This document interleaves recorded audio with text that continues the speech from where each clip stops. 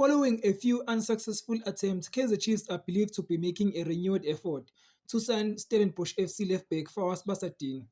As previously reported by Sokala Duma, Kaizer Chiefs have shown interest in Basattin but were initially hindered by financial disagreement with Stellies, the source stated.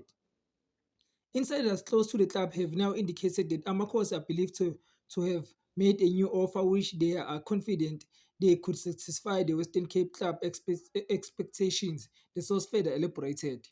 I believe this is a much better and improved bid. It's about a player that they really need, and they are giving it everything to sign him.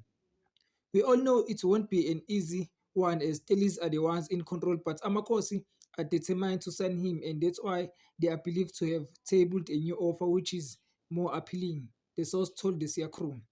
A second source noted how Chiefs are increasing the overall target budget for next season, not only to acquire Basatin but also to strengthen other positions.